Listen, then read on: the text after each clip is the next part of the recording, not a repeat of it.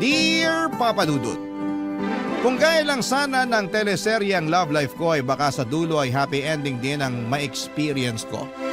Ako nga pala si Buboy, 25 years old at mahirap pero pogi.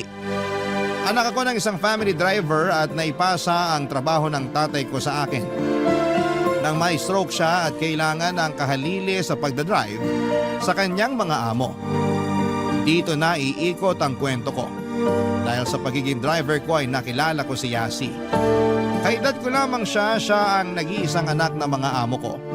Siya ang pinagdadrive ko. Maganda si Yasi at mukhang artista talaga. At unang beses ko siyang nakita ay natulala ako.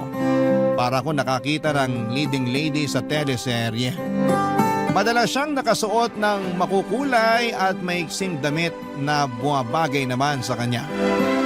Matataas ang takong at laging nakasuot ng makeup. Akala mo talaga ay artista na laging nakaredy para sa taping. Panay nga ang tingin ko sa kanya at iniisip ko kung napanood ko na nga ba siya sa TV o di naman kaya ay nakita sa isang magazine. Pero sadyang maganda lang siya, sabi ng mga kasambahay nila. At hindi siya artista. Kung sagad sa kagandahan si Yasi ay sagad din ito sa kasupladahan at pagiging maarte. Alam kong tipikal na ugali na yon ng mga spoiled na mayayaman at tulad ni Yasi. Kaya lang ay nanghihinaing ako sa ganda niya lalo't almost perfect na siya sa paningin ko. Pero ganoon siguro talaga, Papa Dudut. Hindi ibibigay sa iyo ni Lord ang lahat.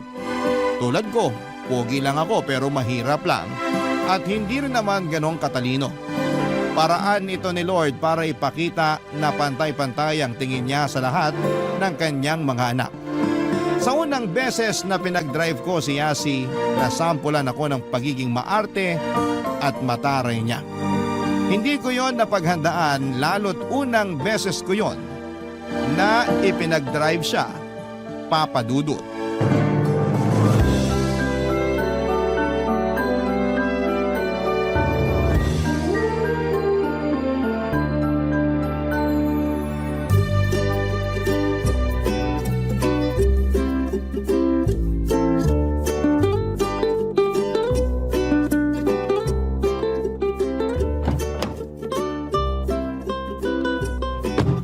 Good morning, Ma'am Yasi.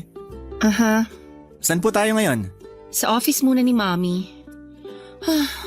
Mukhang sad girl si Ma'am Yasi ngayon ah. What? Smile naman po kayo dyan. Para ganahan ako mag-drive. Ngumiwi o ngumiti man ako, wala kang ibang choice kundi mag-drive.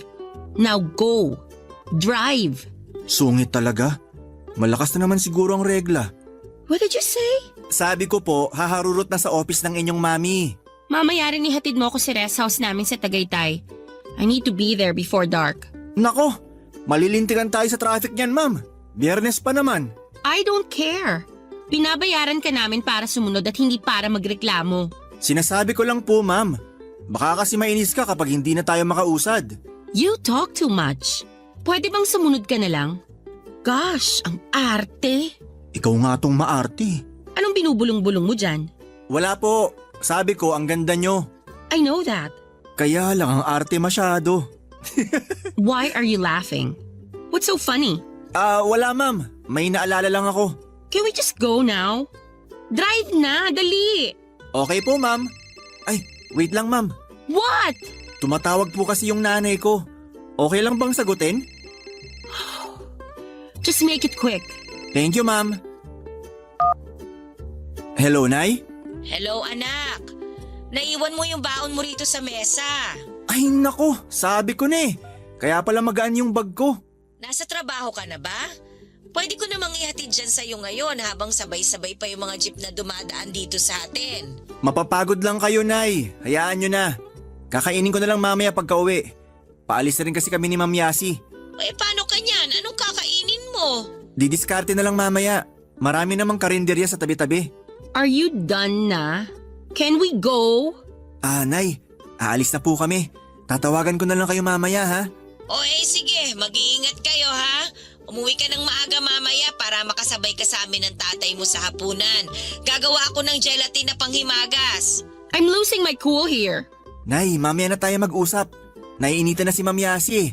Napahinaan ko ata tong aircon ng sasakyan. Love you, Nay. Bye. Love you too. Bye-bye. Ma'am, itodo ko po ba yung aircon? What? Why? Sabi niyo po kasi losing cool eh. Nauubos na po ba yung lamig ng aircon? Teka lang po. Gosh, that's not what I meant. You know what? Let's just go. Pasensya na po ulit. Nag-aalala lang yung nanay ko. Naiwan ko kasi yung lunchbox ko sa mesa namin. Lunchbox? What are you, 8? Ayoko nga rin sanang magbaon kaso mapilit tong si nanay eh. Lagi kaming pinagbabaon. Maski na si tatay nung siya pa yung nagdadrive sa inyo.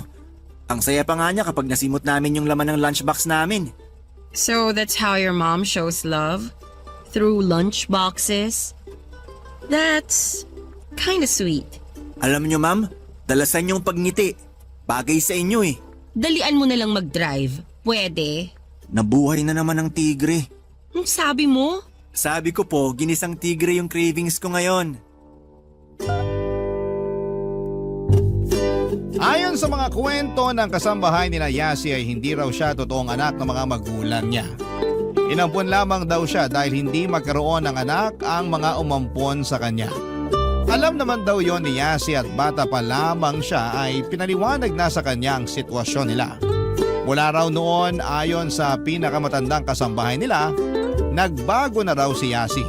Madalas na raw itong nagkukulong sa kwarto at nagpapatugtog ng mga malalakas na music. Wala rin naman daw ginawang iba ang mga magulang niya para intindihin ang pagdaramdam niya. Busy raw kasi sa negosyo ang mga magulang niya kaya hindi na rin pinansin ang pagre-rebelde niya. Hanggang sa tuluyan na siyang napabayaan. Hanggang sa tuluyan nang nawala ang sweet at mabait na si Yasi. Lagi na lang siyang galit sa mundo na akala mo ay maraming umutang sa kanya at hindi pa binabayaran. Hanggang sa paglaki, bihira rin niyang nakakasama ang mga magulang niya.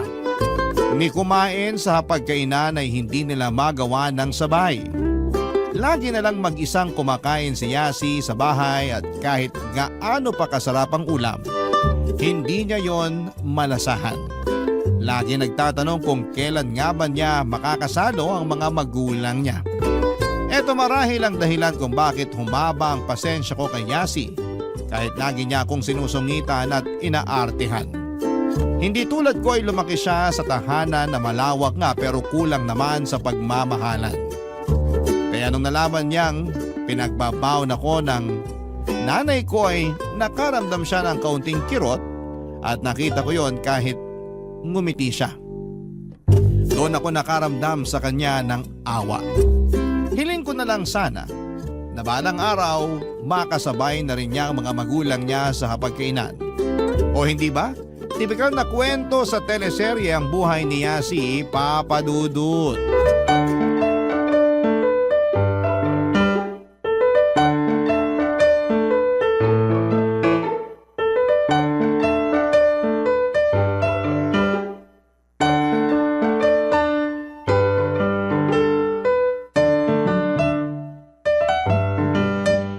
Pauwi na rin ako, Nay. Hinihintay ko na lang lumabas ng mall si Ma'am Yasi. Happy 55th birthday po ulit. Dalian mo ha. Ikaw na lang ang hinihintay. Lumalamig na tong pansit bihon. Kumusta po yung lumpiang Shanghai? Ito na nga't gusto nang tumalon sa lalagyan. Naiinip na kagaya ko. Ubus na bang pasensya ng birthday girl namin? Happy birthday ulit, Nay. Mas marami pa yung sahog na baboy sa pansit bihon kisa sa pasensya ko. Kaya umuwi ka na. Kanina pa sumisilip-silip yung mga kapitbahay. Gusto na makikain. Gusto lang manglait ng handa ang mga yan. Ay nako, sinabi mo Let's pa. go na. Nay, nandito na po si Ma'am Yasi. Mag-drive na po ako. Pagkatapos po nito, uuwi na ako agad dyan. Love you. Oh, mag-iingat kayo ha. Ipagtatabi ko kamo si Ma'am Yasi ng pansit bihon. Ipapabaon ko sa'yo bukas. Ipainit na lang kamo. Iabot mo sa kanya ha. Naku, mukhang hindi to kumakain ng pansit bihon, Nay. Pero susubukan kong ialok. Sige po, mamaya na lang po ulit.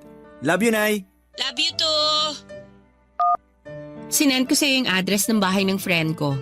I-GPS mo na lang. Doon tayo ngayon. Hindi ka pa ba uuwi niyan, Ma'am? Kala ko po after mall ihatid ko na kayo sa bahay nyo. Well, I changed my mind. Wala naman sina mommy at daddy sa house. I'll just stay at my friend's house for a few hours until my parents get home. Saka mo na ako ihatid pa uwi. Hihintayin ko po kayo ron, ma'am. Of course. Is that a problem? Kasi, ma'am, What? kailangan ko na kasing umuwi sa amin eh. I'm your boss and I'll tell you when to go home. Now drive. Birthday po kasi ng nanay ko ngayon. Oh, Kanina pa kasi niya binibida yung pansit bihon na niluto niya. Hindi nga po ako kumain kanina para maparami ang kain ko nun mamaya pag uwi. sana pala yan muna yung sinabi mo, no? I feel bad tuloy. Hindi niyo rin naman po alam. Akala ko rin kasi ihahatid ko na kayo pa uwi after niyo mag-mall. Call your mom. Po? Tawagan mo mommy mo so I can talk to her. Po? Anong sasabihin niyo? Just call her. Now na.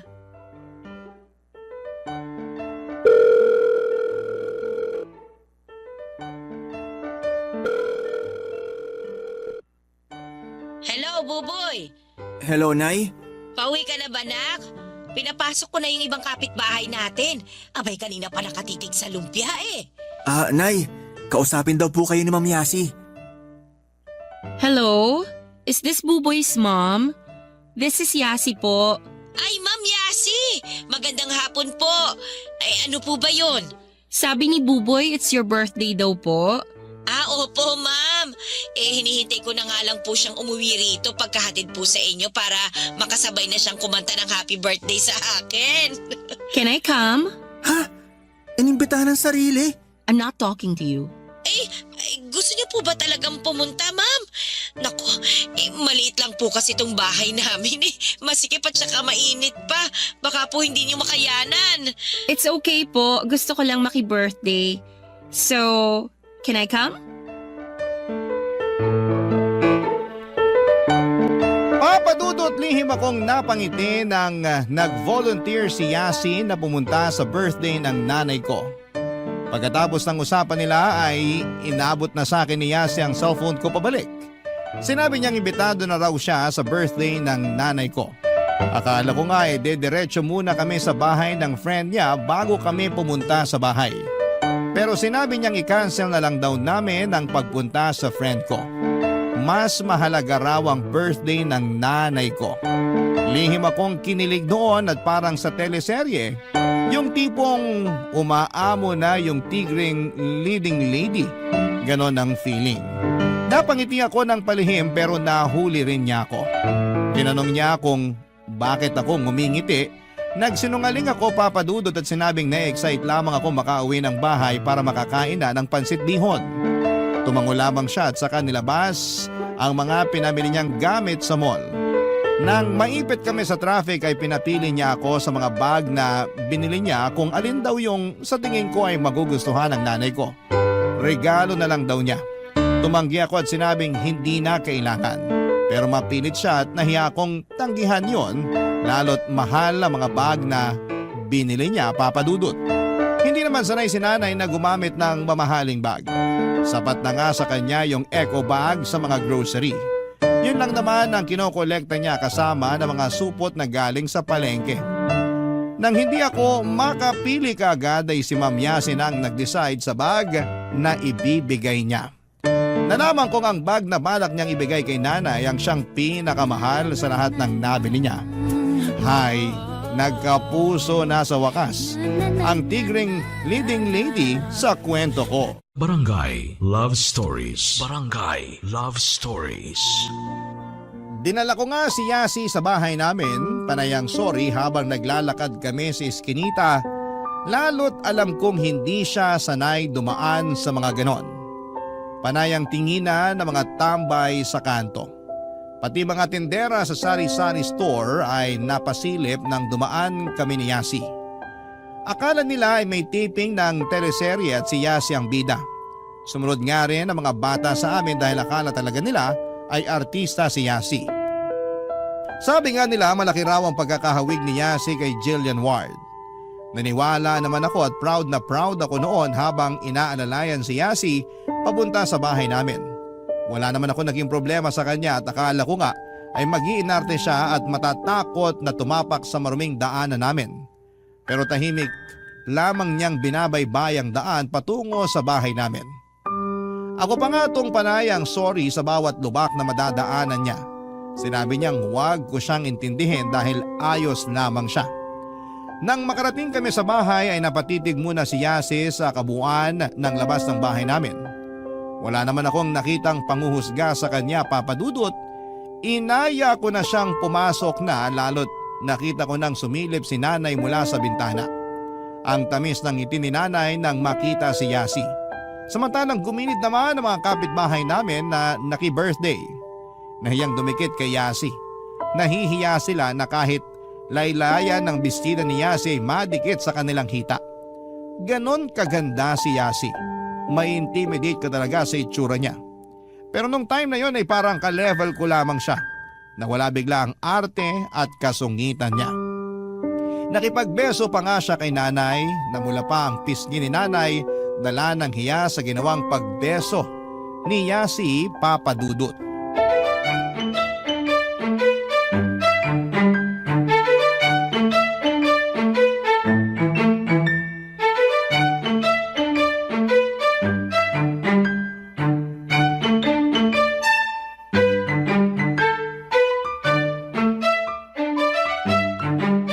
Ay nako, pasensya na po sa pisngi ko, Ma'am Yasi. Nahawa na sa mantika ng lumpiang piniprito ko. That's okay po. Happy birthday! Salamat po. Pasensya na rin po sa masikip at maliit naming bahay. Sana hindi naman kayo nahirapan na makarating dito. Buboy anak, itutok mo nga rito kay Ma'am Yasi yung electric fan. Yung kalilinis ko lang ha, yung kulay blue. Ang daya ni nanay. Pag ako yung maalikabok na electric fan ang pinapagamit. Ay nako, kasi kanal ka. Aircon naman itong si Ma'am Yasi. Ay, maupo po kayo, Ma'am Yasi. Salamat po. Nasaan pala si tatay? Natulog saglit. Nananakit daw yung tuhod gawa ng rayuma. Ano, gisingin ko ba? Wag na po. Hayaan nyo na lang na magpahinga. Happy birthday po pala ulit. I'm sorry kung na-late kami. I didn't know it's your birthday kaya nagtagal ako sa mall eh. Ay okay lang po yun, Ma'am Yasi. Ang importante nandito kayo. Ito pala yung gift ko. Ito po oh. Ay! Shoulder bag! Naku! Mukhang mamahalin pa po ito Naku, Ma'am Yasi, wag na lang po. Sapat na po kayo nakarating dito. Wag ka ng etyos dyan, Nay. Tanggapin mo na. Kumislap na yung mata mo eh. Nahuli ka na. Humanda ka sa akin mamaya, Buboy. Ma'am, sobra po itong binigay ninyo. Sigurado po ba kayo rito? It's okay po. I have too many bags na rin naman na at home. You can have that one.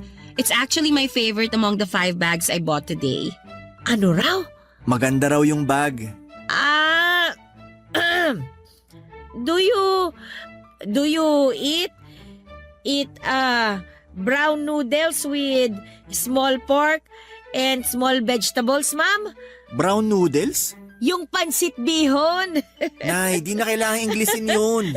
Yeah, I would love some. Sa kalumpia. Pinagpa-fry ako ni Yaya Miding ng lumpia pag birthday ko. Pambansang handa kasi sa birthday ang lumpia. Masarap itong ginawa ko. Ipagbabalot kita, Ma'am Yasi, para maiuwi mo. Hatian mo na lang ang yayamiding mo, ha? You can just call me Yasi. Ay, nakakahiya naman po. Boss kayo ng asawa at anak ko eh. It's okay. Tapos naman na work nila so I can just be Yasi to them. Ma'am Yasi. Just Yasi. Again, your job's done for today. Yasi, okay lang bang wag mo masyadong damihan yung English mo kay nanay? Baka magmayoma na yan sa kaka-English eh. Mayoma? Joke lang po yun ng mga kanal na katulad ko. Aircon nga pala kayo. Hindi nyo magigets. Anyway, thank you sa pagpayag na pumunta ako dito sa house nyo. I like mga birthdays eh. It's my favorite. Normal na birthdayan lang po ito, ma'am. Siguro mas maganda tsaka mas masaya kapag may birthday sa inyo. It's not. Hindi po. I always spend my birthday alone. Well, sometimes with our helpers. Hindi nyo po nakakasama parents nyo? I don't even get to spend their birthdays with them. But I'm used to it. That's just how we are wired, I guess.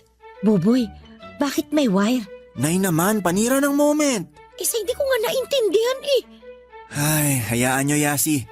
Kapag may birthday dito sa barangay namin, invited ka lagi. Really?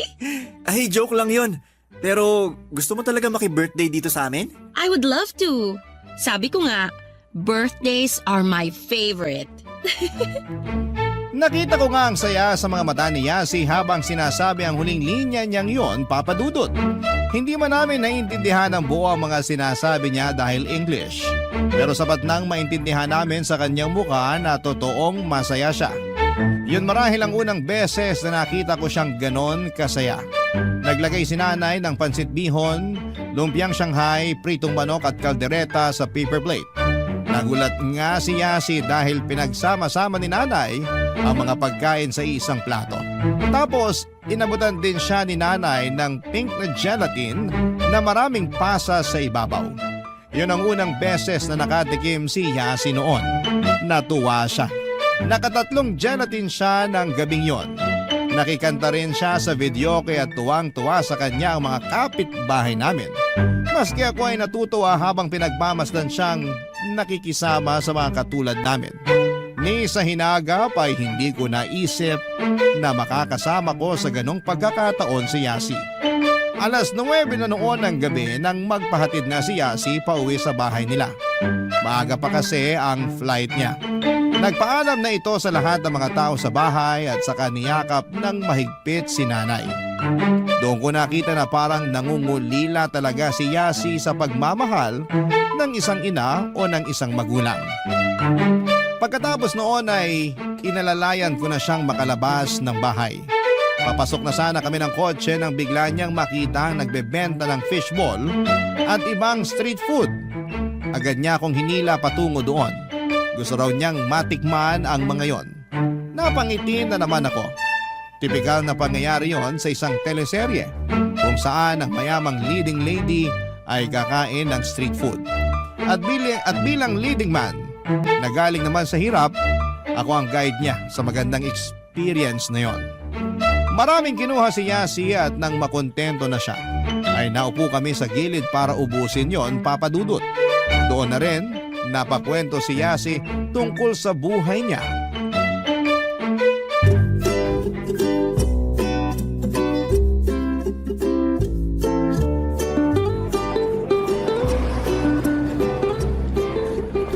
What do you call this round orange thing? Kwek-kwek yan. Quick, quick? Kwek? Kwek. Itlog pugo yan. Tapos binalutan ng harina na may food coloring na orange. It looks good. Let's try it. It's super yummy. Hayaan mo. Sa susunod, bibilhan kita ng maraming ganyan. Thank you. But most of all, thank you for inviting me to your mom's birthday. Happy ako. Ikaw nga to nag-imbita sa sarili mo eh. Joke! Gusto ko lang kasing makatry maki-birthday sa mga katulad nyo. Katulad namin na mahirap? Gets? No ha? Katulad nyo na buo and loving ang family. Ay, sorry. Akala ko dahil sa mahirap kami. There's nothing wrong with being mahirap, no? Ha? Lahat kaya mali kapag mahirap ka. Walang perang pambili ng mga gusto. Mali. Laging pagod sa trabaho na maliit ang pasahod. Mali. But you have what other rich people want. Ano? Yung maalikabok na electric fan? Kwek-kwek? Babad sa mantika na lumpia? Family. Lo, may family ka rin naman ah. But not as happy like yours. Maswerte ka, no? Be grateful. Hindi ba talaga masaya ang pamilya mo? Andito ba ako with you if I'm happy at home with my family? Kasi parang masaya naman ang buhay nyo eh. Nakukuha mo lahat ng gusto mo. Except for my parents' attention. Totoo nga yung mga napapanood ko sa teleserye. Teleserye? Yung mga napapanood sa TV tuwing hapon at gabi. Yung mga bidang mayayaman na nagsasampalan. Yung lagi naghahanap ng pagmamahal at atensyon ng magulang. Mga ganon. I should star in one of those teleseries then. Ikaw ang leading lady ko at ako ang leading man. Now that's interesting. Kain na nga lang tayo. Ma'am Yasi. What did I say kanina? Ay, Yasi, Yeah? thank you. Kasi pinakita mo kung sino ka. Why?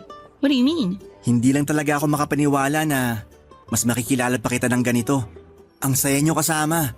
Mabait at saka sabi sa inyo eh, mas gumaganda kayo kapag nakangiti. I'm sorry kung naaaway kita ha. It's just that I'm frustrated with my parents at ikaw yung andyan para sumalo. It's a misdirected anger. It won't happen again.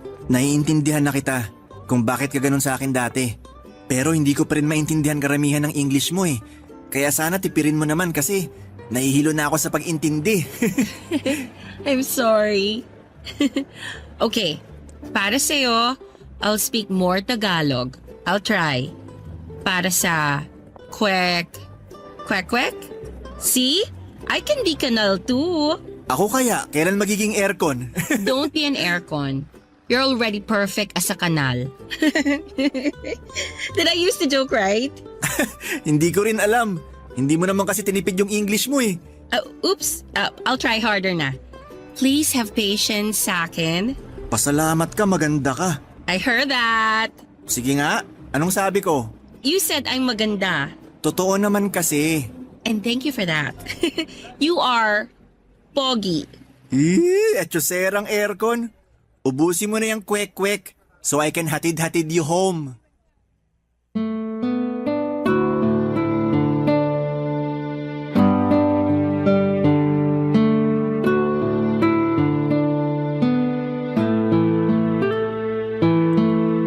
Nagkatawanan pa kaming muli ni Yasi habang tinutuloy ang kwentuhan at pagkain ng street food. Yun na siguro papadudod ang pinakamasayang gabi para sa akin. Panay lang ang titig ko sa kanya habang nagkukwento siya. Hindi ko talaga maintindihan karamihan ng mga sinasabi niya pero naaaliw lamang akong makita kung gaano siya kaganda at kasaya ng gabing yon. Siya ang pinakamaganda sa paligid. Nagliliwanag ang kanyang ganda. Mas maliwanag pa kesa sa mga poste ng ilaw sa gilid. Nang maubos na namin ang street food ay naglakad na kaming muli para makapasok na sa sasakyan. Tinuloy pa rin namin ang kwentuhan at pinagdasal ko nga na sana ay maipit kami sa traffic para humaba pa ang oras na magkasama kaming dalawa. Habang napapaligiran kami ng iba't ibang ilaw sa paligid na sinasabayan pa ng liwanag mula sa mga bituin sa kalangitan, baduy na ba papadudot? Ganito kasi ata kapag nai-in-love ka na. Ganito kasi yung mga napapanood kong eksena sa teleserye kapag nagkakamabutihan na ang leading lady at ang leading man. Natupad naman ang hiling ko at naipit kami sa traffic pero hindi yon inalintana ni Yasi. Masaya pa rin siya. Nagpakwento siya sa akin tungkol sa mga masasayang ala-ala ko sa mga magulang ko. Habang nagkakwento ako ay hindi ko mapigilang makaramdam ng awa sa kanya dahil magkahalong saya at inggit ang nakikita ko sa mga mata niya. Pero mabilis lang siyang magiging masaya kapag naaalala niya kung paano siya inalagaan ni nanay habang kumakain ng gelatin. Panay daw kasi ang paypay ni nanay sa kanya dahil natatakot si nanay na pagpawisan si Yasi. Napailing na lamang ako noon at sinabing ganon din si nanay sa akin noong bata pa lamang ako. Parang ginagawa niya akong barbecue na pinapaypayan ng walang tigil para maluto na. Doon ko na nga napatawa si Yasi papadudot.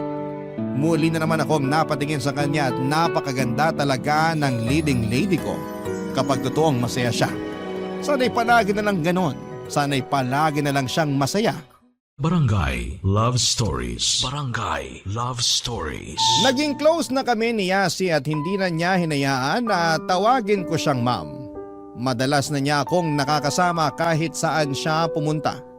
Hindi na lang niya ako pinaghihintay sa sasakyan niya at minsan ay nagro-road trip na lamang kami papadudot. Parang hindi na nga trabaho ang inaatupag ko kapag kasama ko siya. Para na lamang kaming magjowa na nagbabakasyon. Nakakakilig. Mas lalo pa ngang naging mabait si Yasi sa akin papadudot at umuupo na rin siya sa tabi ko kapag nasa biyahe kami. Kaya parang hindi ko na ramdam na isa akong driver lang. Marami na rin siyang nakuwento sa akin. Lalo na yung mga masasakit at malulungkot na experience niya sa magulang niya. Naawa talaga ako. Kaya naman ang ginawa ko kapag hindi siya busy ay dinadala ko siya sa bahay namin para makasama niya ang mga magulang ko. Gusto kong ma-experience niya kung paano alagaan at bigyan ng atensyon ng mga mapagmahal na magulang. Kapag nasa bahay nga si Yasi halos ayaw na niyang umuwi sa bahay nila. Masaya siyang nakatabi kay nanay habang nanonood ng mga teleserye. Ako naman ay nagdadala ng merienda na galing sa tindahan para mapagsaluhan namin habang nanonood. Tuwang-tuwa na noon si Yasi, lalo na kapag may dala pa akong kwek-kwek na naging paborito na niya. Pinakamasaya naman siya kapag nakakasalo namin siya sa hapunan.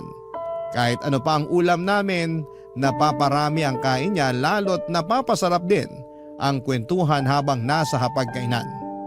Simple lang pala talaga ang gusto ni Yasi, ang may pamilyang makasalo sa pagkain. Isang pamilyang makakasama niya sa anumang okasyon kasi yon ang wala sa kanya, Papa Dudut.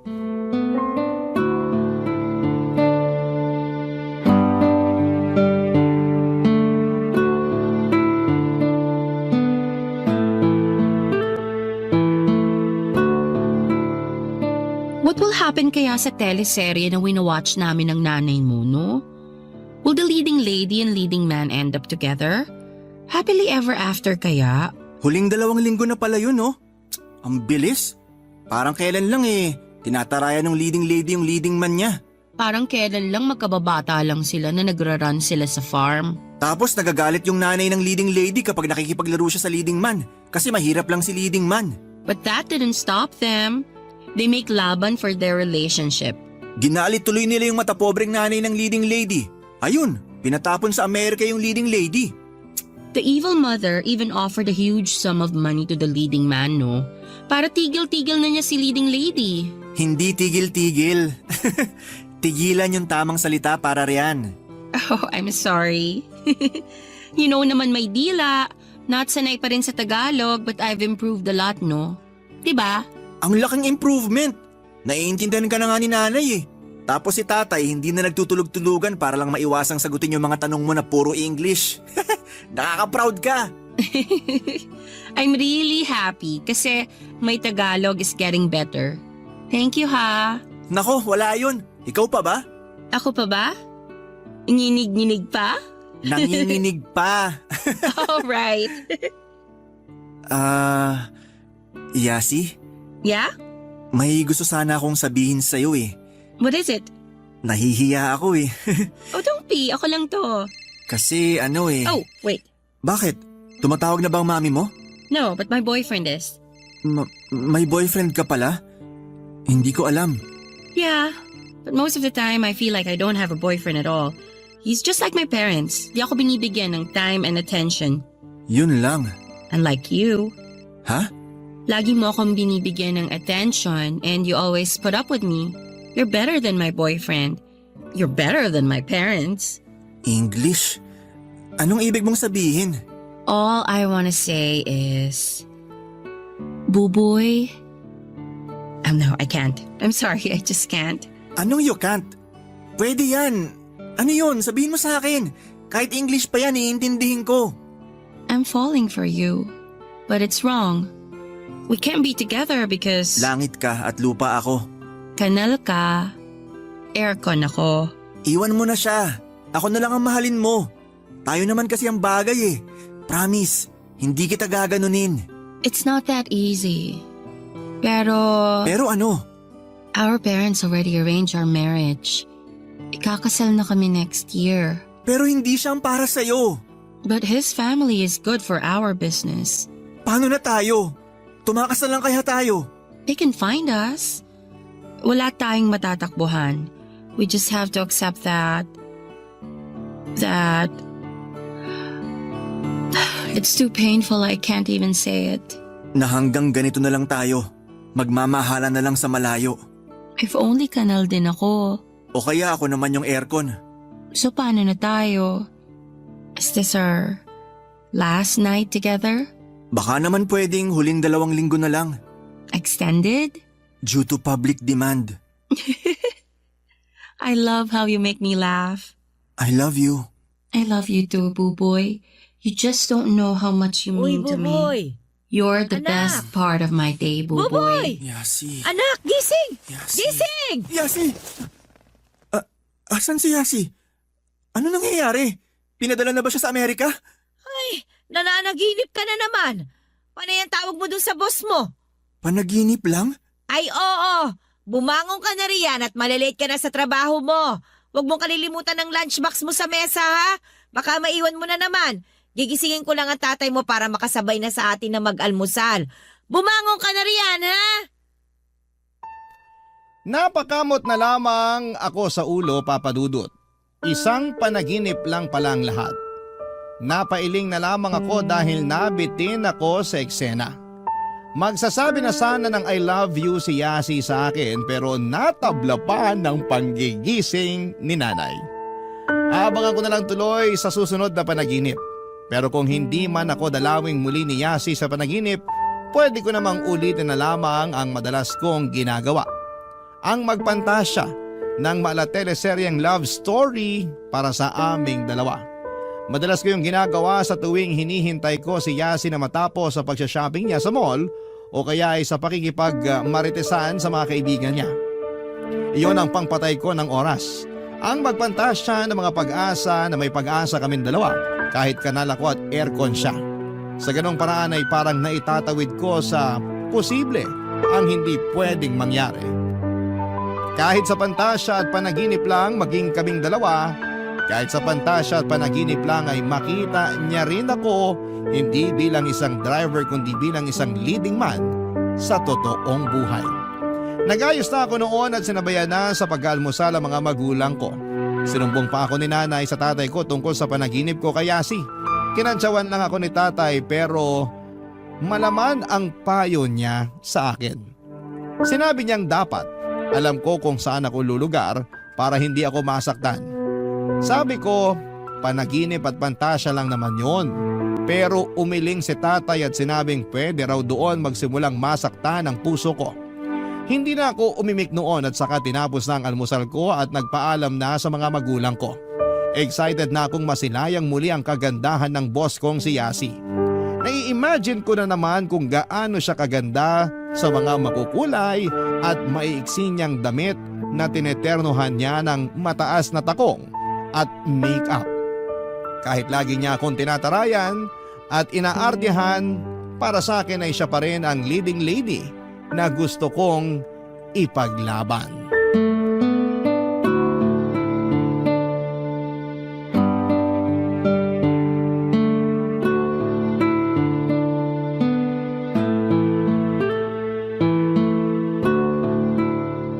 Hello, Buboy!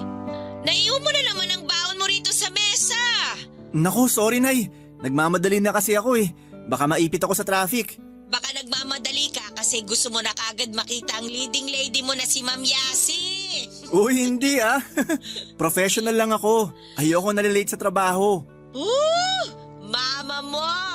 Wow, si nanay pang Gen Z ng humor. Ewan ko ba? Nahawa na ako rin sa pinapanood kong mga Gen Z sa teleserye. Oy, siya, sige na. Magtrabaho ka na riyan. Ilagay niyo na lang po sa ref yung lunchbox ko. Kakainin ko agad pagka uwi ko. Anong oras ka kaya makakauwi niyan? Hindi ko pa po alam eh. Baka magpahatid pa si Ma'am Yasi sa sa bahay ng boyfriend niya. Oy, selos ka no? Kaya gustong gusto kong iniiwan yung lunchbox ko eh. Ang lakas mo kasing mang-asar, Nay.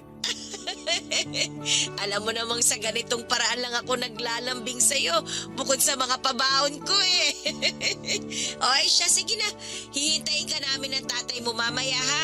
Sana makasabay ka sa amin na maghapunan. Iginawa kita ng pink gelatin na maraming pasa sa ibabaw. Lantakan natin habang nanonood ng teleserye ha. Ayan, sige. Hindi ko papalagpasin yan. Nay, andito na po si Ma'am Yasi. Aalis na po kami. Tawag na lang ako mamaya. Love you. Love you too. Bye. Who was that? Nanay ko po, Ma'am. Nakalimutan ko kasi yung lunchbox ko sa bahay. Okay. Did you get my message? Sorry po. Hindi ko agad na-check. Oh my gosh, what did I say ba? Always check your messages. Ay nako, kakainis. Sorry po, Ma'am Yasi. I-check ko na po ngayon. Sorry po ulit. Napatawag kasi bigla si nanay eh. Whatever. Nakita ko na po yung minessage nyo na address. Dito na po ba tayo pupunta? Yeah, and make it quick. My boyfriend's already there na. Mansa rin nyo pala ngayon, Ma'am Yasi. How did you know that? Fina-follow ko po kayo sa IG. Ako po yung laging taga-heart ng posts nyo. Oh, okay. What's that smell? Po? Itong kwek-kwek po atang naaamoy nyo. Napabili kasi ako kanina. Cravings ba? Gusto nyo po? Why is it so orange? Food coloring lang po yan. Safe naman kainin. Para siguro nakakatakam tingnan. Is that really edible? Ball? Mukha lang po siyang ball na maliit dahil sa pagkakabilog ng arena sa itlog pugo. Masarap po ito. It looks weird, but weird is good. Can I try it? Ay, hindi po kayo magsisisi, Ma'am Yasi. Ito po. Masarap din ang sausawan yan. Manamis-namis. Wait lang. I'll take a photo of it muna. So this is quick, right? Kwek-kwek po, Ma'am Yasi. Kwek-kwek. Quack. Okay, got it. I'll try it na ha. Wow! Not bad ha? It's actually tasty. Sabi sa inyo, Ma'am Yasi eh. I'll just pay you na lang for this ha. Akin na to. Libre ko na yan, Ma'am. Hayaan nyo, next time, dadalhan ko pa kayo ulit. Make it marami ha. Kasi ipapatikim ko rin sa boyfriend ko. I'm sure he'll love this. Thank you. Let's go na.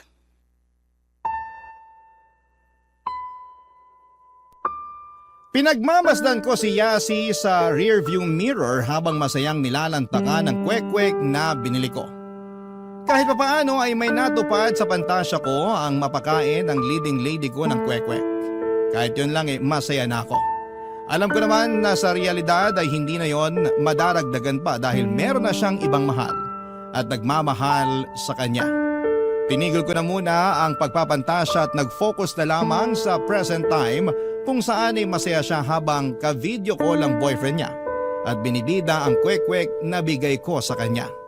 Binanggit niya sa kanyang boyfriend na ako ang nagbigay. Masaya na ako doon.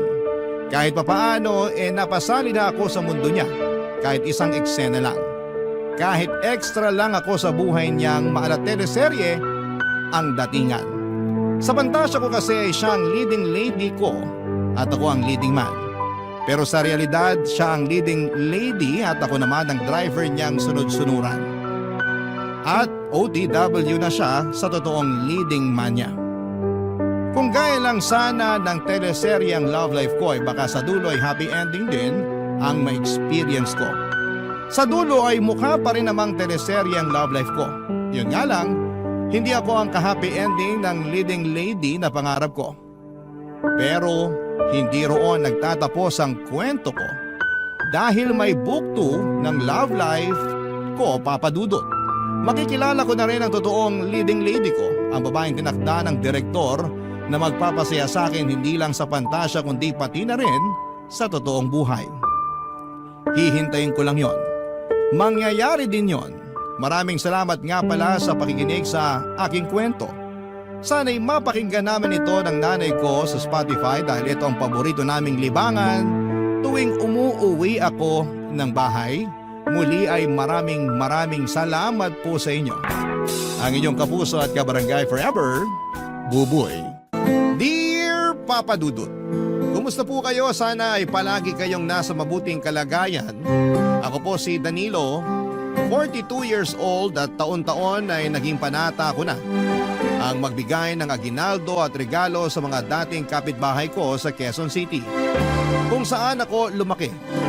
Nagsimula ako noong binata pa lamang ako at hanggang sa nagkaasawa na ako ay lagi pa rin akong bumabalik sa lugar na yon.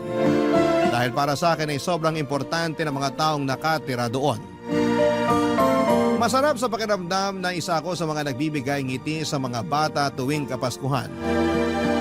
Nakikita ko kasi ang sarili ko sa kanila at kung paanong nabuo ang mga ngiti ko sa labi dahil na rin sa tulong ng mga kapitbahay namin noon. May dalawa akong anak, Papa Dudut, at 12 years na kaming kasal ng asawa kong si Emeline.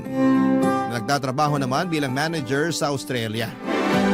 Noong nagkapamilya ako ay kinailangan kong umalis sa Quezon City para bumuo ng bagong buhay kasama ang asawa ko sa Pasig. Kahit papaano ay nalayuman ay naging supportive pa rin naman sa akin ang asawa ko sa naging panata ko kada Kapaskuhan. Sa katunayan, kahit noong nasa abroad na siya, Bago pa man sumapit ang Disyembre, ay nagpapadala na siya sa akin ng isang malaking box na naglalaman ng mga laruan at damit para may maipamigay ako sa mga bata sa Quezon City pagsapit ng Pasko. Nakakatuwa nga dahil minsan mas excited pa si Emeline kesa sa akin. Suportado niya raw ako sa ginagawa ko dahil gusto niya na maging ehemplo ako sa mga anak namin. Maganda raw na habang bata pa sila ay natututunan na nila ang importansya ng pagiging mapagbigay sa kapwa.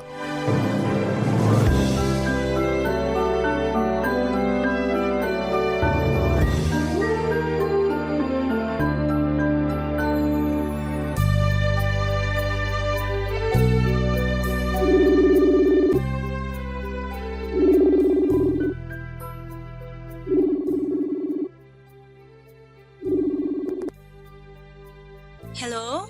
Hello, Emeline. May dumating na package dito sa bahay. Ito na ba yung sinasabi mo na pinadala mo? Dumating na ba yung package?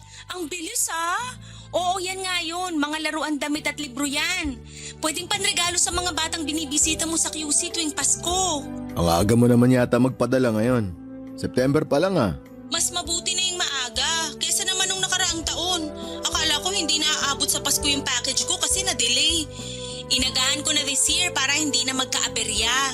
Sabagay, mas maganda na nga yung mas maaga.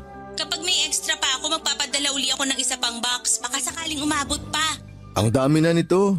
Baka nga abutin na ako ng ilang araw sa pagbabalot nito kapag dinagdagan mo pa. Mas maganda na yung sumobra kaysa kulangin. May mga siningit din pala akong regalo dyan para sa mga anak natin. Itago mo na lang para hindi nila makita. O sige, problema ko nga ngayon kung saan ko ilalagay itong mga to eh. Ang dami. May bagong bukas kasi na dollar store dito sa amin. Natuwa ako kaya medyo naparami yung nabili ko. Alisin mo na lang yung mga pagkain dyan sa box tapos iwan mo yung mga laruan. Saka mo na lang ilabas kapag malapit na yung Pasko. Marami-raming gift wrapper ang kakailanganin natin dito. Hindi mo na kailangan bumili ng gift wrapper. May siningit na rin ako dyan sa box. Talaga? Galing naman ang asawa ko. Talagang nai-prepare mo lahat ha? Ako pa ba? Check mo nga ng maigi ko kumpleto. Baka mamaya kulang-kulang na pala yan. Gagawin ko mamaya kapag tulog na yung mga bata.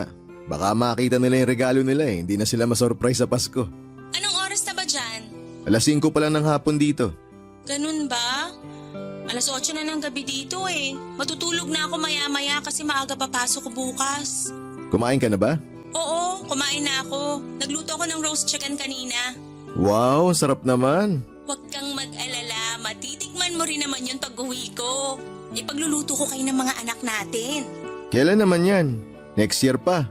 Tagal pa nun. Hindi, ngayong Pasko na mismo. Teka, ngayong December? Matutuloy ka na umuwi ngayong taon? Oo, na-approve na yung leave ko. Talaga? Mabuti naman kung ganun. Nako, sure ako, matutuwa yung mga bata kapag nalaman nila na makakauwi ka pala this year. Huwag mo na munang sabihin sa kanila. Gusto ko silang i-surprise pagka uwi ko. O sige, ikaw ang bahala. Hindi ko sasabihin sa kanila. Mabuti yan. At least mararanasan mo ulit na magpasko dito sa Pinas. Kaya nga eh. Tsaka na-miss ko na rin yung ginagawa mong pa-Christmas party sa mga bata. Gusto ko join this year kaya ginawan ko talaga ng paraan para makauwi ako. Magtatagal ka ba rito? 1 linggo lang yung na-approve na vacation leave ko eh. Baka hanggang Christmas lang ako. Babalik din agad ako bago mag-New Year. Ah, sandali lang pala. Akala ko pa naman makakasama kita sa bagong taon. Hayaan mo na. Mas importante yung magkakasama tayong pamilya sa Pasko. Tsaka yung Christmas party nga yung habol ko, diba? Bigla tuloy ako na-excite. Sana December na para makauwi ka na. Mabilis lang naman ang mga araw eh. Tingnan mo, bukas di mo na mamalayan, December na pala. Gusto mo bang kausapin yung mga bata? Nandyan ba sila? Nandun sila sa sala gumagawa ng assignment nila. Sandali, tatawagin ko lang. Wag na, hayaan mo na lang muna silang mag-aral. Tatawag na lang ako uli mamaya bago ako matulog. Maliligo muna ako. Okay, sige, sakto. Magluluto pa lang ako ng hapunan namin. Okay, tawag na lang ako mamaya. Bye-bye! Bye! Tuwing besperas ng Pasko ay katuwang ang mga taga-barangay ay maaga akong nagpupunta sa Quezon City sa mismong kalye kung saan ako lumaki para mag-set up sa taunang Christmas party na hino-host ko. Nasanay na nga ang mga tao doon kahit wala akong abiso ay may mga tent nang nakaredy sa covered court nila dahil expected na nilang magkakaroon ng Christmas party doon. Kung tama ang tansya ko ay mahigit 15 taong ko na rin ginagawa ito, Papa Dudut. Kaya parte na talaga ito ng buhay ng bawat isa sa amin. Nagsimula ako sa mga pasimpleng laruan noon na nabibili ko lamang sa Divisoria. Yun pa lang kasi ang kaya ng budget ko dati. Ang bonus na natatanggap ko sa trabaho kahit kakarampot lang ito, ang siyang ibinibili ko ng mga laruan at school supplies na ipinamimigay ko sa mga kabataan sa amin. Noong medyo umangat ang estado ko at napunta ako sa mas magandang trabaho, ay nag-upgrade din ako ng mga regalong ibinibigay ko. Hanggang sa naisipan kong magsuot ng Santa costume para na rin mas kagiliwan pa ako ng mga bata. Simula noon ay tinawag na akong Kuya Santa ng mga kabataan sa amin. Noong nakapangasawa ako at umalis sa Quezon City, inakala ng lahat na mawawalan na sila ng Kuya Santa. Pero ginawa ko ang lahat para hindi matigil ang tradisyon kahit na hindi na ako doon nakatira, Papa Dudut. Kaya tuwing bumabalik ako sa lugar na yon ay labis ang tuwa ng mga bata pati na rin ng mga dating kapitbahay ko na nakakakilala sa akin, Papa Dudut.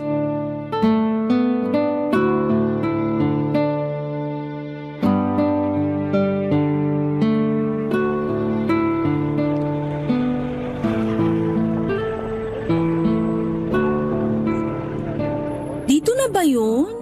Di ko na maalala kung saan tayo na Christmas party nung huli eh. 3 years ago na rin kasi nung last akong sumama sa'yo. Oo, dito na nga yun. Baka kasi naninibago ka bago tong covered court eh. Kapapatayo lang nila.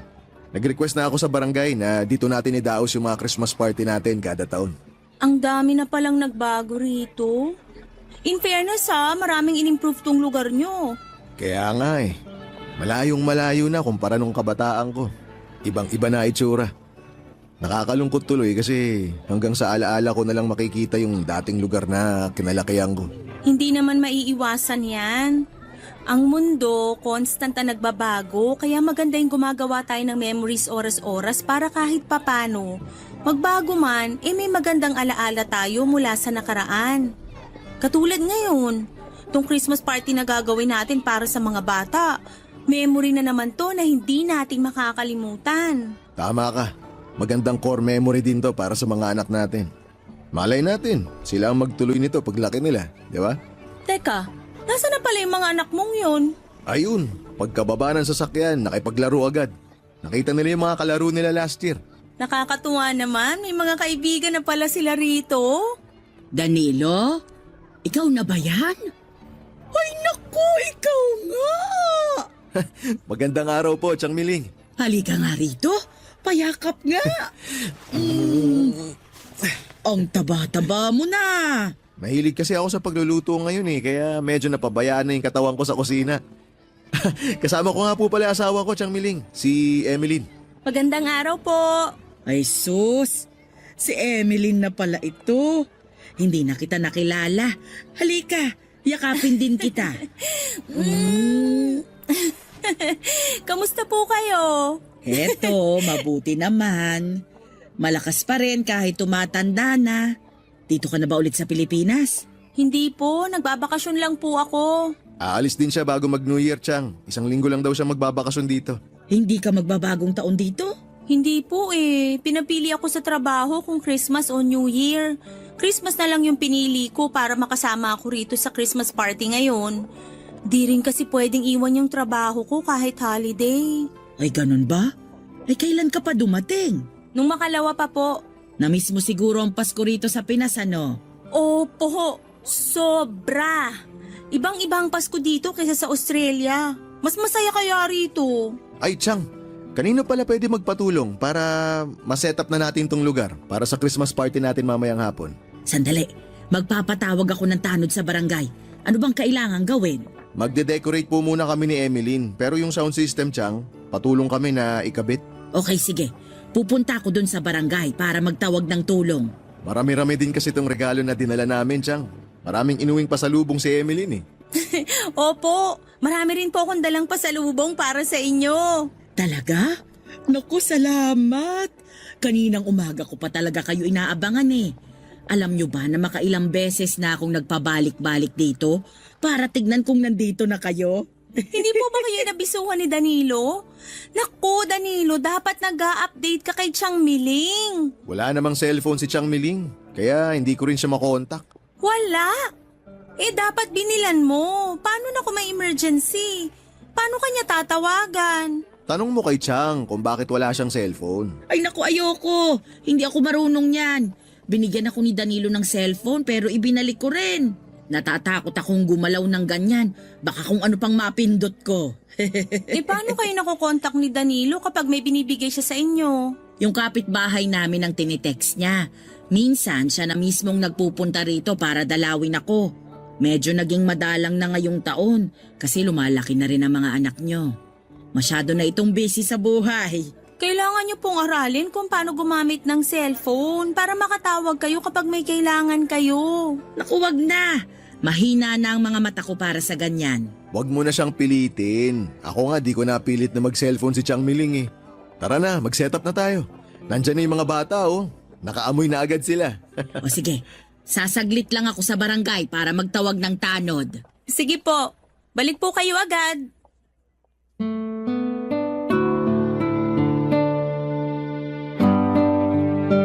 Papa Dudut, isa si Chang Miling sa mga pinakaimportanteng tao sa buhay ko, Papa Dudut. Kapitbahay namin siya noong bata pa lamang ako at hindi na siya nakapangasawa at tumanda na lamang na dalaga kaya mag-isa na lamang siya sa buhay ngayon. Malaki ang naging parte ni Tiang Miling sa buhay ko dahil kung hindi sa kanya ay hindi ko maaabot ang buhay na meron ako ngayon. Natatandaan ko pa nga na noong bata pa lamang ako ay merong masayang pamilya sina Tiang Miling. May dalawa siyang kapatid at baldadong ina na siyang inaalagaan niya. Siya ang bunso sa kanilang magkakapatid at walang tinapos at tanging pagtitinda lang ng gulay ang naging hanap buhay niya. Ang dalawa niyang kapatid ay isang tricycle driver na maagang namatay dahil sa aksidente. Samantalang ang natitira naman ay isang manikurista. Katulad ni Chang Miling ay nabiyayaan din ako ng isang masayang pamilya.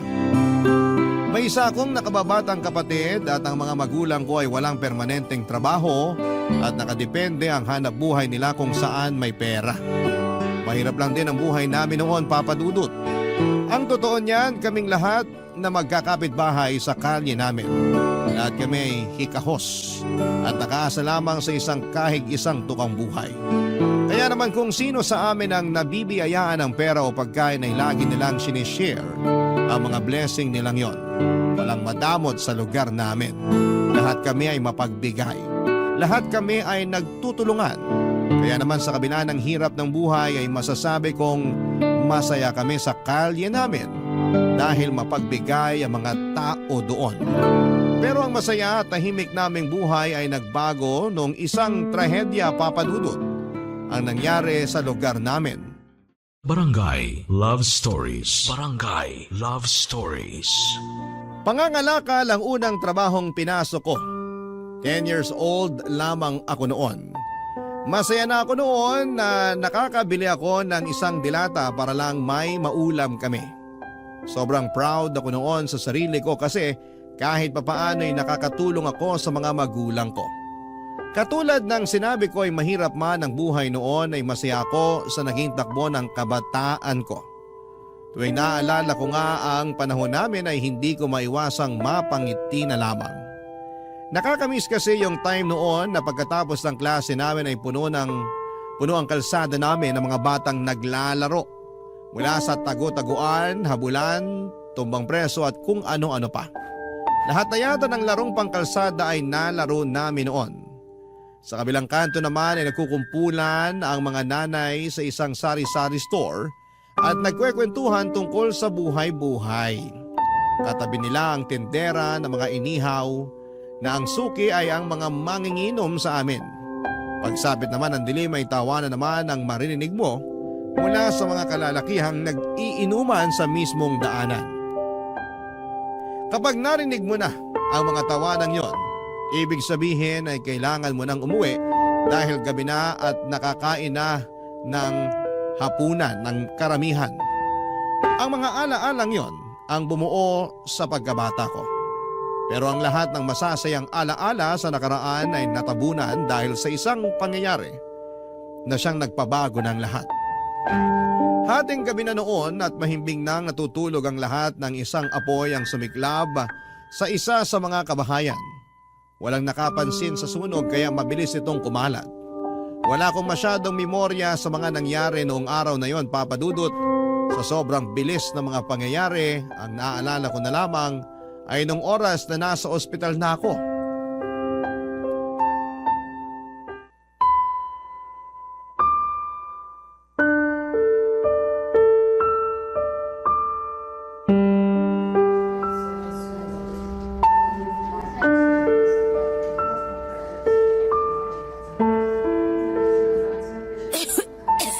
Danilo?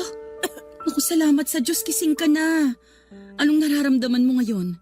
May masakit ba sa'yo? Masakit po itong lalamunan ko, Chang. Gusto mo ba ng maiinom? Masakit yung lalamunan mo kasi marami ka raw nalanghap na usok dahil sa sunog. Mahapdi rin po itong mga braso ko. Alam ko, pero huwag kang mag-alala. Ginagamot na ng nurse yung sunog sa braso mo. Huwag mo na lang galawin yung bandage na nakalagay. Papalitan yan ulit maya-maya. Nasaan po tayo? Nandito po ba tayo sa ospital? Oo, nandito tayo ngayon sa ospital. Magpahinga ka na muna. Gusto mo na bang kumain? Hindi po. Gusto ko pong makita si nanay at tatay. Nasaan na po sila? Hindi ko alam kung paano ko ba sasabihin sa'yo to. Bakit po? Danilo, hindi nakalabas ng bahay niyo ang nanay at tatay mo.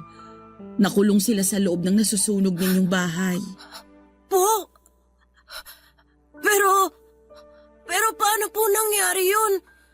Magkakasama po kaming lumabas ng bahay eh. Pagkalabas mo, bumalik sa loob ang tatay mo kasi naiwan yung kapatid mo. Pinasa ka sa akin ng nanay mo. Saka siya bumalik sa loob nung hindi niya mahintay ang tatay mong lumabas. Pagkatapos nun, mas lumakas pa yung apoy hanggang sa hindi na sila nakalabas pa. Pati po yung kapatid ko? Silang tatlo. Hindi sila nakaligtas sa sunog. Hindi po totoo yan. Nakalabas na po kami ng bahay kagabi. Nakita ko po. Kasama ko po si nanay kagabi. Siguro hindi mo na maalala yung nangyari. Kasi pagkalabas mo, nawalan ka ng malay. Masyado kang maraming nalanghap na usok. Kaya itinakbo ka na namin agad sa ospital. Bakit po? Hindi niya tinulungan si nanay na makalabas ng bahay. Danilo, masyado nang malakas nun yung apoy. Pati nga mga bumbero nahirapang pasukin yung mga kabahayan. Kasi mabilis na kumalat yung sunog eh. Bakit si nanay pa? Bakit sila pa yung kailangang mawala? Ang dami namang ibang tao dyan. Huwag mong sabihin yan. Hindi lang ikaw ang nawalan. Lahat tayo naapektuhan sa sunog. Pero bakit kailangan mamatay ang pamilya ko? Kailangan ba talagang mangyari yun? Ang bata ako pa para mawala ng magulang. Alam kong nasasaktan ka ngayon dahil sa nangyari. Lahat tayo nasasaktan. Ako rin nawalan ng magulang sa sunog. Hindi rin nakaligtas si nanay. Nawalan din ako ng kapatid.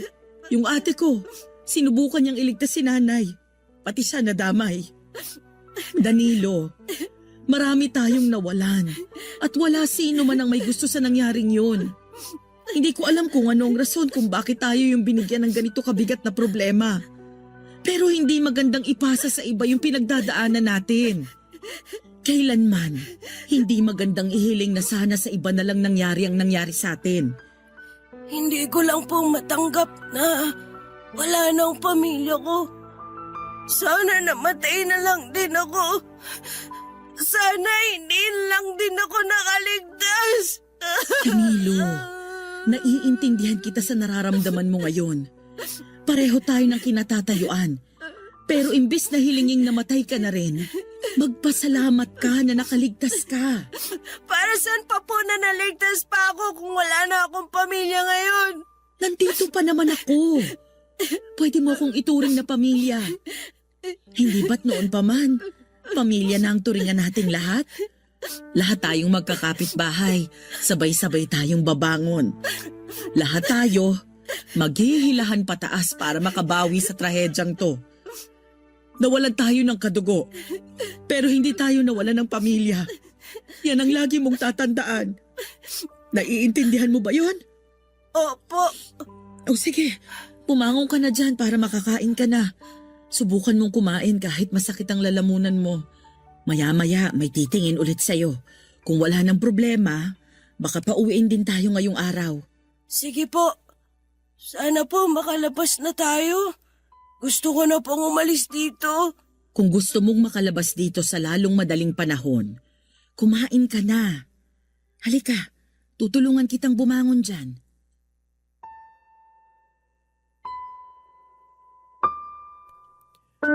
Ang pangyayaring yon sa buhay ko ay nanatili sa akin hanggang sa pagtanda ko dahil na rin sa burn marks sa katawan ko na lagi nagpapaalala sa akin sa malagim na parteng yon ng buhay ko. 10 years old lamang ako noong nawalan ako ng pamilya. Pero hindi lang ako ang nawala noon. Marami kami at isa na rin doon si Tiang Miling. Namatay ang nanay at kapatid nito matapos iligtas ng ate niya ang baldado nilang ina. Sa kasamaang palad ay hindi na sila nakalabas pa ng buhay at nakita na lamang daw ang dalawa sa mismong pinto ng bahay nila. Parehong nadagana ng poste ng kanilang bahay. Hanggang ngayon ay hindi pa rin masyadong malinaw sa alaala ko ang mga nangyari noon. Para na rin siguro yon ang utak ko para isalba ang sarili ko mula sa sakit na nararamdaman ko noon. Ang tanging naaalala ko na lamang ay kung papaanong ang kabahayan sa lugar namin na dati puno ng sigla ay abo na lamang ang natira. Ang dating sari-sari store na paboritong tambayan nila nanay noon ay wala na. Ang bahay ng kaibigan ko kung saan kami lagi naglalaro ay semento na lamang ang natitira. Ang dating masayang kalye namin ay napalitan ng pait at hinagpis. Papadudot marami namang tumulong sa akin noong panahong yon. Nagsidatingan ng mga NGO na nag-donate ng mga pagkain at damit. Pati ang mayor namin ay nagabot din ng tulong. Wala na kaming time na magluksa noon dahil kailangan naming bumangon kaagad mula sa pagkakalugmok. Nagtulungan kaming magkakapitbahay para magsimulang muli. Ang ilan sa amin ay naisipang umalis at lumipat na lamang sa mga kamag-anak nila, samantalang kaming walang ibang mapupuntahan ay nanatili pa rin doon para magsimula muli.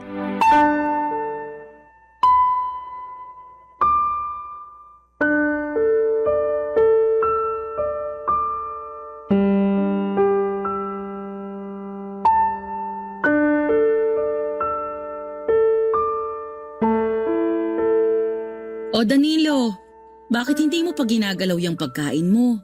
Ayaw mo ba sa ulam? Hindi po ako gutom, Chang. Bakit naman? Kailangan mong kumain, ang payat-payat mo na oh. Wala po akong gana eh. Bigla ko lang po kasing namisin na nanay at tatay. Pati na rin po yung kapatid ko. Normal lang makaramdam ng ganyan. Maski ako rin naman, namimiss ko rin yung nanay ko eh. Parte yan ng pagluluksa. Pero ang hindi maganda ay yung naaapektuhan na yung buhay mo dahil sa pagkawala ng mga taong mahal mo. Akala mo ba hindi ko napapansin?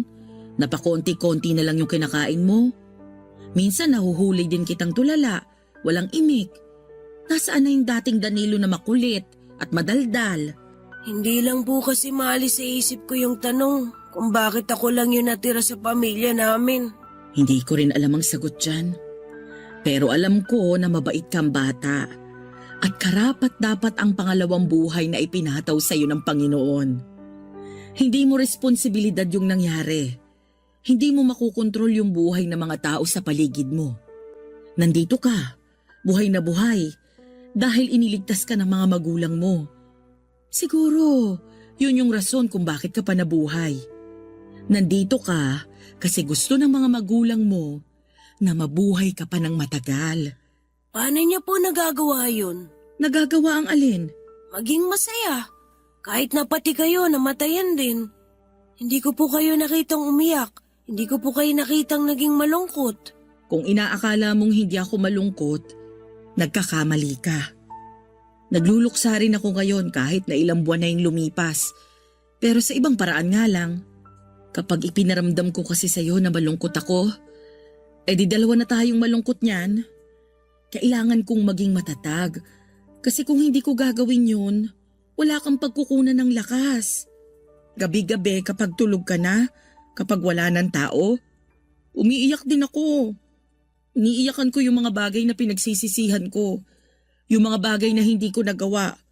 Paulit-ulit yan. May mga katanungan din ako sa isip. Kung sakali bang sinamahan ko yung kapatid kong bumalik sa bahay para pagtulungan naming iligtas si nanay, buhay pa kaya sila ngayon? Naisip ko rin yun pero nung gabing yun, ewan ko. Nadala ko ng takot. Nataranta ko. Hindi ko alam kung anong gagawin ko. Hanggang sa nilipitan na ako ng nanay mo at ipiniling ka niya sa akin bago niya binalikan yung tatay at kapatid mo sa nasusunog niyang bahay. Yung eksenang yon, paulit-ulit na tumatakbo sa isipan ko. Pero alam mo, mahirap ang mawala ng kamag-anak. Pero mas mahirap kung hindi natin tatanggapin ang totoo. Sabi ko sa sarili ko noon, paglaki ko, babawi ako sa mga magulang ko. Ipaparanas ko sa kanila kung paano magkaroon ng magandang buhay. Pero dahil sa nangyari, hindi ko na po yun magagawa. Magagawa mo pa rin naman ang bagay na yun eh. Paano po? Ituloy mo yung pangarap mo. Gawin mo yung mga pinaplano mo. Mabuhay ka. Mag-aral ka hanggang sa matupad mo yung gusto mo para sa pamilya mo. Kapag nangyari yon, natitiyak ako na magiging masaya ang mga magulang mo sa maaabot mong buhay. Pero paano po kung makakabawi sa kanila kung patay na sila? Hindi ka man makakabawi ng personal, hindi mo man sila mabibigyan ng material na bagay, mabibigyan mo naman sila ng katahimikan. Naniniwala ka ba sa langit? Naniniwala ka ba na ang taong namatay napupunta sa lugar na yon? Opo. Ako rin. Mabait ang mga magulang mo, kaya sigurado ako sa langit sila nagpunta. At kapag nasa langit sila, ibig sabihin, nababantayan at nagagabayan kanila. Kaya ipakita mo sa kanila na kaya mo pa ring tuparin yung mga pangarap mo kahit na wala na sila. Sige po, gagawin ko po yan. O siya, simulan mo na ngayon. Kumain ka na dyan para bumalik yung sigla mo. Basta lagi mong tatandaan, pwede kang maging malungkot, pwede kang magluksa hanggang kailan mo gusto. Pero sana, huwag mong pahabaan yung nararamdaman mong yan kasi walang mangyayari kung lagi mong inaalala ang nakaraan. Opo, Chang. O sige, bumalik na tayo sa pagkain. Lalamig na to, sayang naman. Hindi lang si Chang Miling ang nagmalasakit para sa akin, kundi lahat ng mga kapitbahay ko. Naawa sila sa akin dahil ako ang malalang estado noon dahil nawala ang buo kong pamilya sa murang edad. Ako na ang nagsilbing anak ng lahat sa lugar namin at sila na rin ang nagsilbi kong nanay, tatay, kuya, ate, tito at tita. Hindi ko man po sila kadugo ay pinaramdam nila sa akin na meron pa ring nananatiling pamilya para sa akin. Lagi ako noong nakakatanggap ng pagkain at damit mula sa mga kapitbahay ko. Minsan may mga nag-aabot din ng pera para may pambaon ako sa eskwela. Bilang kapalit sa mga tulong na ibinibigay nila sa akin kapag may nangangailangan ng tulong, ay lagi akong nagvo-volunteer. Kapag may gustong magpalinis o magpaayos ng mga gamit, kapag may gustong ipabili sa mga malalayong lugar, tulad ng palengke, kapag kailangan nila ng magbubuhat at kung ano-ano pa, ako ang lagi nag-o-offer ng tulong. Sa mga sumunod na taon ay gano'n na nga ang ginawa namin. Nagtulungan kami at inalagaan ako ng mga kapitbahay ko hanggang sa nagbinata ako at nakapagtapos ng pag-aaral. Hanggang ngayon ay lubos na natutuwa ang puso ko sa kabutihang Ipinakita sa akin ng mga taong hindi ko man kadugo ay itinuring ko ng tunay kong pamilya. Habang buhay kong tatanawin, na utang na loob ang mga bagay na ginawa nila sa akin at habang buhay kong pagbabayaran, Papa Dudut, ang utang na loob na yon. Barangay Love Stories. Barangay Love Stories. Papa Dudut, noong nakapagtapos ako ng pag-aaral ay sinikap kong makapaghanap ng trabaho. Tumanda na noon si Tiang Miling kaya naisip ko na sa pagkakataong yon ay ako naman ang magbabalik ng pabor sa kanya para malagaan ko siya. Tirikma ng araw ay araw-araw kong nagpapasa ng resume sa mga establishments na mayroong job offering. Hindi na ako namimili noon, maliit man o malaki ang trabaho ay nag-a-apply ako para magkaroon agad ng trabaho. Kaya naman kung ano yung unang nag-offer sa akin ng trabaho kahit na hindi akma sa tinapos ko ay kinuha ko kaagad ito. Hindi na po ako nakapag-asawa o hindi na po nakapangasawa si Tiang Miling. Ang rason nito ay hindi na raw niya kailangang mag-asawa pa. Dahil meron na siyang itinuturing na anak at ako po yun, Papa Dudut. Mas maganda raw na sa akin na lamang niya ibigay ang lahat ng oras at sakripisyo niya dahil alam niyang merong magandang kinabukasan na nag-aantay para sa akin. Nagtrabaho po ako bilang isang factory worker, mahirap ang trabaho doon dahil bawal ang papatay-patay. Kabilaan din kasi noon ang mga natatanggal sa trabaho kaya kapag hindi maganda ang trabaho mo, malaki ang tsansang maalis ka sa pwesto. Kaya naman ginawa ko noon ang lahat kahit pagod ay hindi ako nagreklamo. Hinding-hindi ko makakalimutan ang sayang naramdaman ko noong natanggap ko na ang kauna-unahang kong bonus. Binilhan ko noon si Tiang Miling ng masarap na ulam at ang natira ay naisipan kong ipamigay sa mga bata sa lugar namin. 20 pesos na malulutong na papel ang ipinamahagi ko sa mga bata. Sa sumunod na taon ay binalikan ako ng mga bata para humingi ulit ng aginaldo nila hanggang sa nakasanay na nilang humingi ng pamasko sa akin tuwing sasapit ang Kapaskuhan.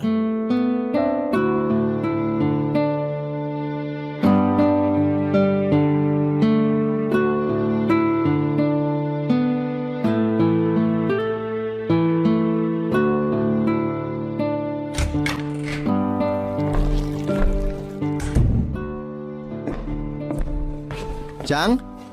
Chang, nandito po ba kayo? Nandito ako sa kusina. Bakit? Akala ko po nasa labas kayo eh. May binili po akong blouse para sa inyo. Sana kasya. Hindi ko po kasi alam size nyo. Aba, thank you. Mukhang kasya naman sa akin. Ang ganda. Ay oh, bagay ba? Bagay na bagay po. Saktong-sakto yung kulay.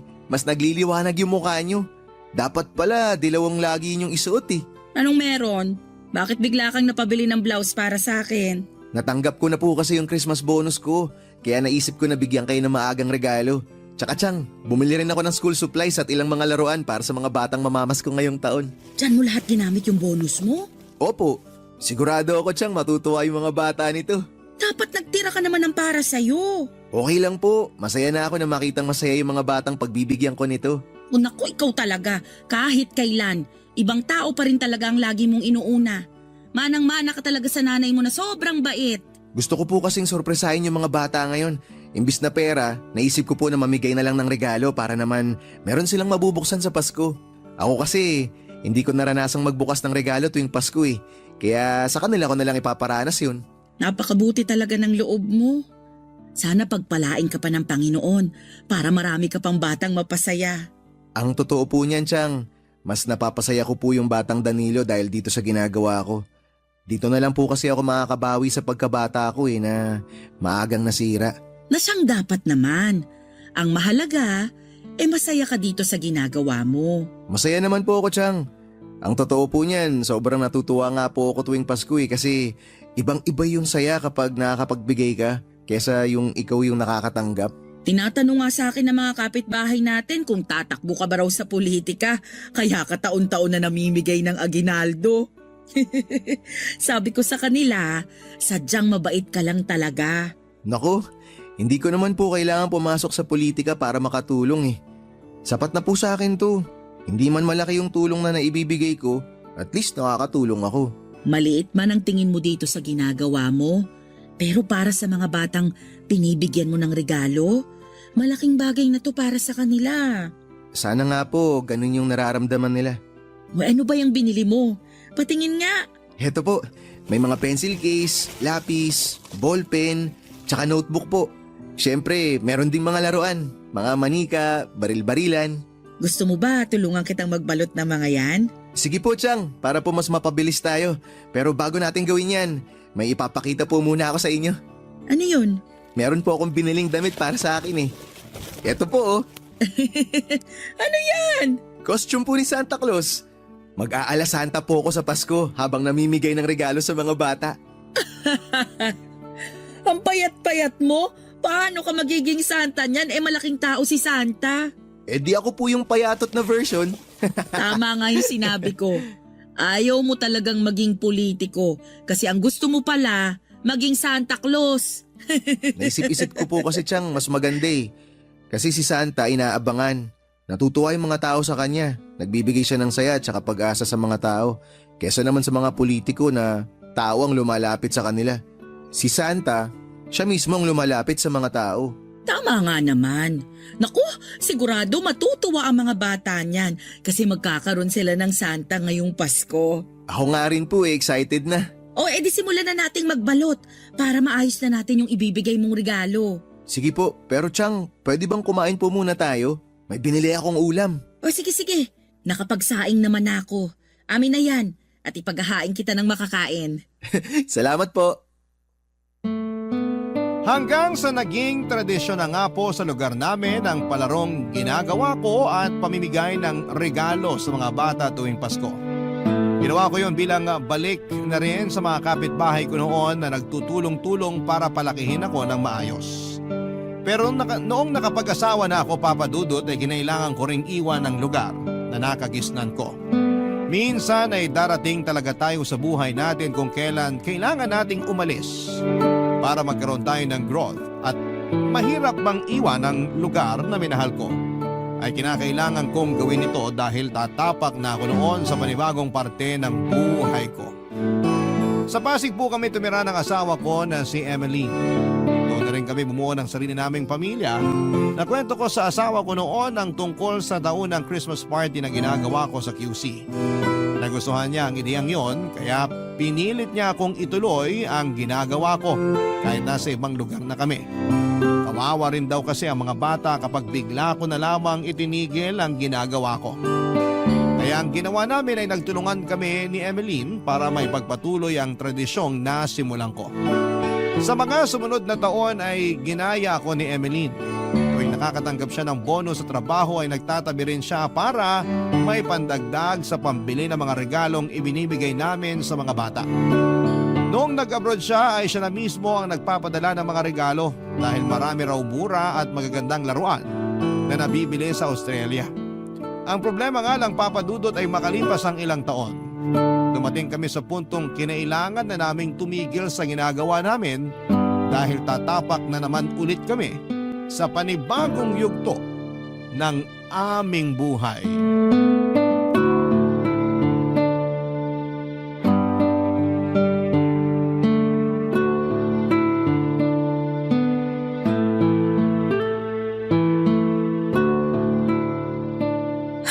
Sa wakas, natapos din yung Christmas party.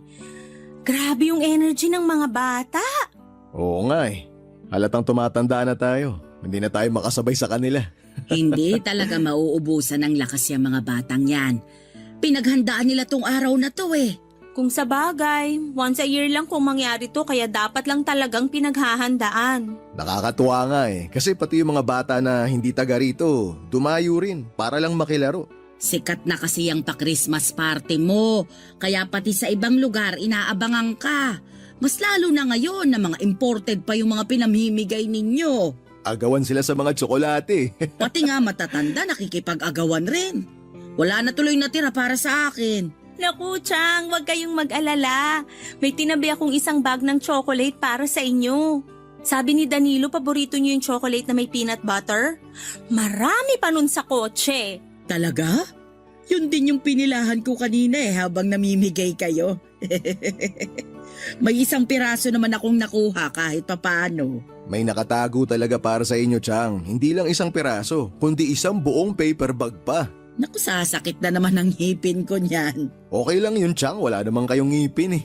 Ikaw talaga? Napakapilyo mo. Huwag mo naman akong ibuko sa asawa mo na puro postiso na lang tong ngipin ko. Nga pala, Chang.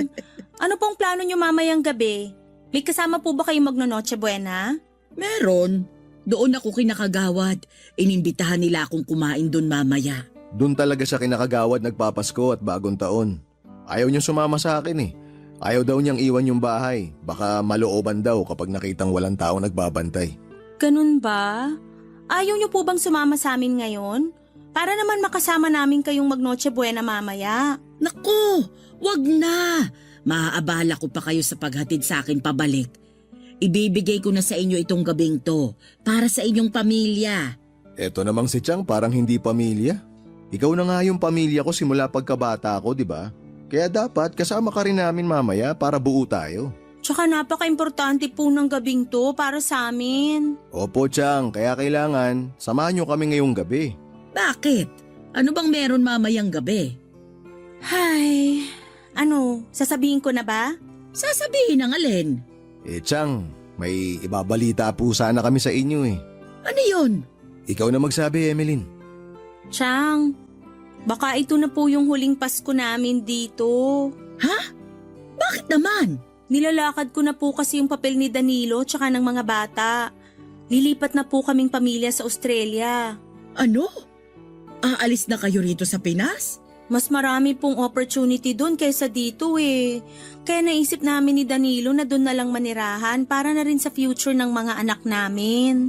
Paano na yung mga bata dito? Wala nang darating na Santa para sa kanila tuwing Pasko.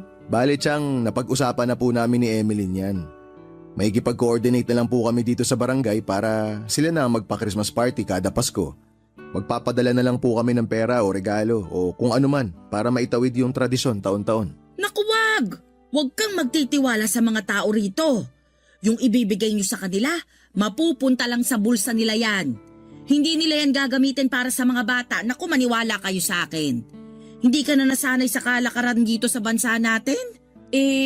Yun na lang po yung tanging paraan para mapagpatuloy namin yung tradisyon na to eh. Ako na lang. Ako na ang papalit sa'yo. Mas mapagkakatiwalaan mo ko. Ako ang magiging Santa sa susunod na taon. Huwag kayong mag-alala. Talaga po, Chang? Ayos lang sa inyo? Oo. Ako ang magpapatuloy sa tradisyon na sinimulan natin. Actually, mas magandang idea nga yan. Oo nga, ang ganda ng naisip nyo, Chang. Sa totoo lang, mas maganda talaga kung kayo ang papalit sa akin pag nagkataon. Pag-usapan natin yan mamaya. Sandali at magpapalit lang ako ng damit. Antayin niyo ako. Sasama ako sa inyo pa uwi. Hindi pwedeng hindi ko kayo makasama ngayon. Ngayong aalis na pala kayo. Bakit naman ngayon nyo lang sinabi sa akin? Pasensya na po kayo, Chang. Gusto po kasi namin na makasiguro muna bago namin ibalita sa inyo.